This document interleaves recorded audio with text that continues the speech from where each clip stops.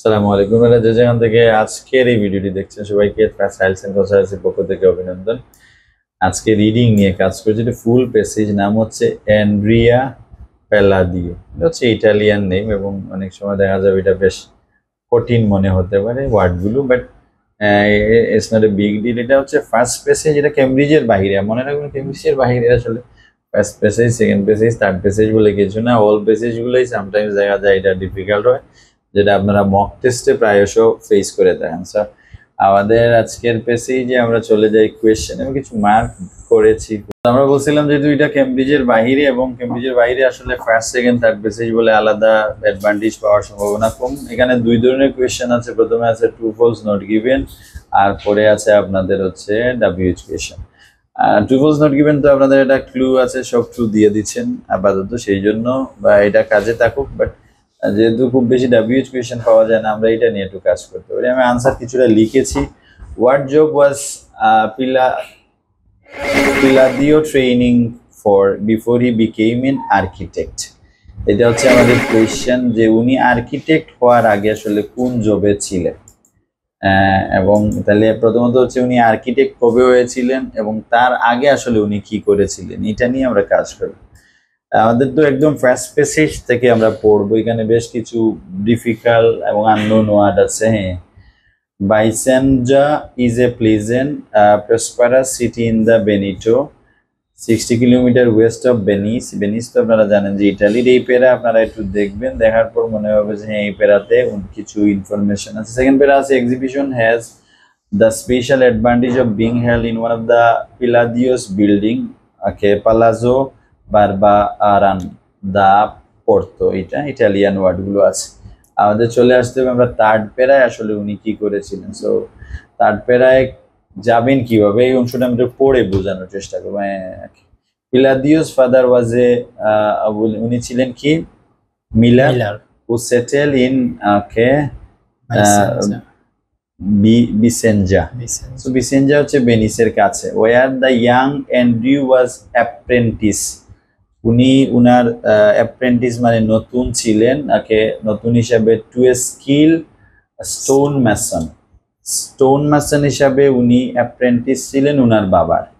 তার মানে এরপরে আমরা দেখবো, তার মানে এইটা তারপরে উনার ওই সামহাও উনি স্টাডি করার সুযোগ পেয়েছেন এক ভদ্রলোকের কল্যাণে। আমরা একটু পড়বো, শেষের দিকে আছে। তার মানে উনি প্রথম দিকে কি শুরু করেছিলেন, স্টোন মাসন। আচ্ছা, স্টোন মাসন হিসাবে হ্যাঁ আমরা উনি ওনার জার্নি শুরু করেছিলেন। সো আমাদের কোয়েশ্চেন WH কোয়েশ্চেনে ছিল যে হ্যাঁ উনি আপনার আর্কিটেক্ট হওয়ার আগে কি ছিলেন, তো আমরা আনসার লিখেছি স্টোন মাসন। আচ্ছা, হু অ্যারেঞ্জ পিলাদিওস আর্কিটেকচারাল স্টাডিজ? উনার আসলে স্টাডিটা, এই যে উনি স্টাডি এটা ওটার আয়োজন কে করেছিলেন, বা সহজ কথা বললে এটার খরচ আসলে কে দিয়েছিলেন, বা আসলে পড়াশোনার ব্যাপারে উনাকে কে সহযোগিতা করেছিলেন। আমরা যেভাবে যেটা বলি, এখানে কিছু স্ট্যান্ডার্ড ল্যাঙ্গুয়েজ থাকে যেটা আমাদের জন্য অনেক সময় দুর্বোধ্য হয়ে যায়। How did a humble miller son become a world renowned architect? এই দেন তিনি কিভাবে একজন মিলারের সান থেকে আপনার ওয়ার্ল্ড বেস আর্কিটেক্ট হলেন। আছে the answer in the exhibition is that as a young man Palladio excel at carving decorative stone work on columns.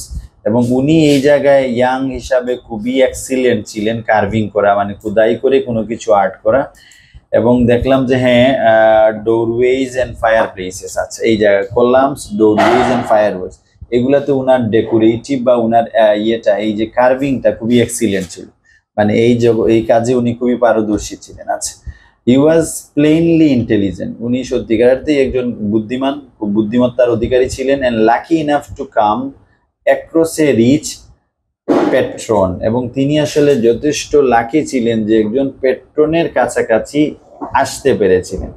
জিয়ান জর্জিও তিসেইনিও উনার নাম, a land owner and scholar. আচ্ছা, ভদ্রলোকের হচ্ছে ভদ্রলোক ছিলেন পেট্রন, রিচ পেট্রন। ওনার নাম হচ্ছে আপনার এইটা। সো এখানে যেহেতু কেমব্রিজের বাইরে এগুলো কিছু কম নিয়ম, মানে আমি পেট্রন বা এখানে 3 ওয়ার্ড, কিন্তু এখানে বলছে 2 ওয়ার্ডের বেশি লিখতে পারে না, বাট ওইখানে নাম দিয়ে দিয়েছে। এখানে পেট্রন বা এটা যে কোনো একটা দিলেই হবে। Land owner or scholar who organize his education. এই ভদ্রলোক উনার এডুকেশনটা অর্গানাইজ করেছিলেন। Taking him to room in the 1540s, উনি ওকে মানে ভাই আমাদের আজকের যে আর্কিটেক্ট তাকে 1540-এ আমরা রুমে নিয়ে গিয়েছিলাম, where he studied the master pieces of classical Roman and Greek architecture and the work of other influential architects of the time such as Donato, Bramante and Raphael. তার মানে উনি ওই ভদ্রলোক যিনি ওইকে জিয়ান ওই ভদ্রলোকের কল্যাণে গিয়ে রুমে পড়াশোনা করেছিলেন। সো আমরা উনাকে কে সহযোগিতা করেছিলেন, এখানে যেহেতু উনার নাম দিয়েছিলেন ভদ্রলোক বা পেট্রন যেভাবে আপনারা দেন, আচ্ছা সো এখানে কে সহযোগিতা করেছেন লেখা আছে নো মোর দেন 3 ওয়ার্ডস। আচ্ছা 3 ওয়ার্ড হলে তো সমস্যা নাই, তাহলে আমরা এখানে উনার নামটি দিয়ে দিলাম সরাসরি নাম জিয়ান Giorgio Trissino. And next question টা আমি একটু পড়েন তো। Who was the first non-Italian architect influenced by Palladio? ওকে, এখানে একটু খেয়াল করতে হবে যে নন ইটালিয়ান মানে অন্য দেশের হবে, ইটালিয়ান ঠিক আছে কিনা না। এবং who was the first non Italian architect, আমরা একজন আর্কিটেক্ট চাচ্ছি যিনি ইটালিয়ান না, অন্য কোনো দেশের হতে পারে। আচ্ছা, উনি ইনফ্লুয়েন্স হয়েছেন আমাদের আজকের যে এক্সপার্ট বা আমরা যার পেসিসটা পড়ছি পিলাদিও, তার দ্বারা উনি কি হয়েছেন, অনুপ্রাণিত হয়েছেন। সো আমরা খুঁজবো যে এমন একজন ভদ্রলোক যিনি পিলাদিওর দ্বারা ইনফ্লুয়েন্স হয়েছিলেন। আচ্ছা, এটা প্যারা ইতে আছে, অনেক জায়গা আমরা মানে ছেড়েই যেতে হবে। প্যারা ইটা একটু বড় হিট শেষের দিকে পড়লে হবে। আচ্ছা পড়েন, পুরোটা পড়ে নিলে পুরো এটা he tried his hand at bridges. His unbuilt version of the Rialto bridge was decorated with the large pediment and columns of a temple. And after a fire at the ducal palace, he offered an alternative design which bears an uncanny resemblance to the banqueting house in Whitehall in London. Alright. Since it was designed by Inigo Jones, Palladio's first foreign disciple, this is not as surprising as it sounds. Alright. এখানে যারা দেখা যাবে একদম vocabulary না থাকলে আপনাদের কাজে আসবে না, দেখেন এখানে বেশ ঝামেলা, পড়েও দেখা যাবে ওনারা বিপদগ্রস্ত থাকবে। He tried his hand at bridge, এখান থেকে পড়লেন ডেকোরেটেড করেছিলেন ducal place, he offer an alternative design, এগুলো আনকানি রিজেম্বলেন্স এটা বোঝা লাগবে, সাদৃশ্য সমান মানে লাইক আছে। To the banqueting house in Whitehall in London, এটা অন্য একটা কোয়েশ্চেনের আনসার আছে। আচ্ছা, তার ওইটা করেছিলেন। Since it was design by Inigo Jones, তাহলে এই ভদ্রলোকের হচ্ছে ইনিগো জোন। এখন দেখেন উনি হচ্ছেন পিলাদিওস ফার্স্ট ফরেন কি ডিসিপল। এখন ডিসিপলের মিনিং অনেকে জানে না। ডিসিপল মানে হচ্ছে উনি সাগরিদ, শিষ্য, আমরা বলি না যে গুরু শিষ্যর ব্যাপার, তার মানে উনাকে অনুকরণ করেন, ফলোয়ার। আচ্ছা, এনার নাম হচ্ছে ইনিগো। এবং this is not age surprising as it sounds, মানে এটা খুব আহামরি কিছু হয় না, এটাই বোঝাচ্ছে যে খুব এক্সিলেন্ট হয় নাই। This is not age surprising, এটা এত সারপ্রাইজিং হয় নাই এজ ইট সাউন্ডস মানে বলার মতো, সাউন্ডস মানে এখানে টেলস বোঝাচ্ছে। আচ্ছা, তাহলে আমরা উনার যে শিষ্য, এই যে এই ওয়ার্ডটা যদি কেউ না জানে ডিসিপল, তারপরেও কিছু গেস করতে পারো, পিলাদিওস ফার্স্ট ফরেন, পিলাদিওর ফরেন কেউ, ফরেন একজন, বুঝছেন কিনা। এইভাবে আমি বলবো যে আপনাদের আসলে যেটা হচ্ছে মাথাটাকে একটু খাটানো, মাথা খাটাইতে গিয়ে আমরা তো আসলে মাথাটাকে ব্যবহার করি না, আইদার পড়াশোনায় শুরু করে দিই, বসে বসে বসে একটু চিন্তা করবেন। আল্লাহ সুবহানাহু ওয়া তাআলা কিন্তু বিভিন্ন সময় বলছে কালিলাম মা তাযাক্কারুন, মানে অল্প সংখ্যক মানুষ চিন্তক হয়। আমাদের যেমন কিন্তু চিন্তক বেশ ফ্যামিলিয়ার একটা ওয়ার্ড, অনেকেই চিন্তক হচ্ছেন, খুবই কাজে লাগবে যদি আপনি চিন্তক হতে পারেন। সত্যিকার অর্থে মানুষের কল্যাণে আপনি অনেক কিছুই করতে পারেন, মানুষকে ভালো একটা পরামর্শ দেখা যাবে অনেকের জীবন চেঞ্জ হয়ে যাবে। অলরাইট, তাহলে আমরা পেলাম যে উনি হচ্ছেন ফরেন, তার মানে নন ইটালিয়ান, আর ওনার নাম হচ্ছে ইনিগো জোন্স। আমরা ইনিগো জোন্সকে নিয়ে নিলাম এবং তিনি হচ্ছেন নন ইটালিয়ান। আমাদের আজকে যেটা হচ্ছে কে ফার্স্ট নন ইটালিয়ান কে পারসন হচ্ছে ইনিগো জোন। আচ্ছা, নেক্সট কোয়েশ্চেন আমরা একটু দেখি। What type of ancient Roman building most heavily influence Palladio's work? কোন ধরনের ancient Roman building heavily influence করেছিল পিলাদিওস ওয়ার্ক? তার কাজটাকে হেভি মানে খুব ভালোভাবে কি করেছিল, শক্তিশালী ভাবে ইনফ্লুয়েন্স করেছিল।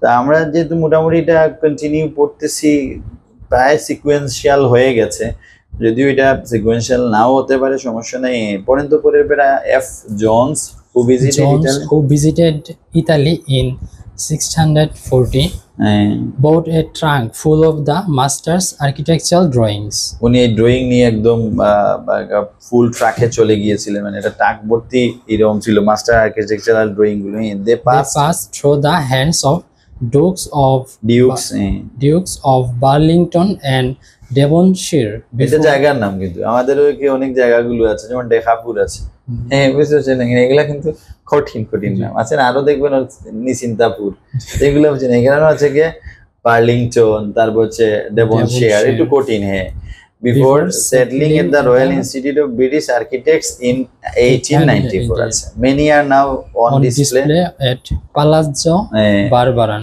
Barbara. What they show is how Palladio drew on the buildings of ancient Rome as models As model, okay. The major theme of of both both his rural and urban urban building was temple architecture architecture, with a with a strong pointed pediment supported by columns and approached by wide steps. কি কি আছে, wide steps. কোশ্চেনে আমরা আরেকবার যাই। Question অনেক বলছে, what type of ancient Roman building most heavily influenced Palladios work?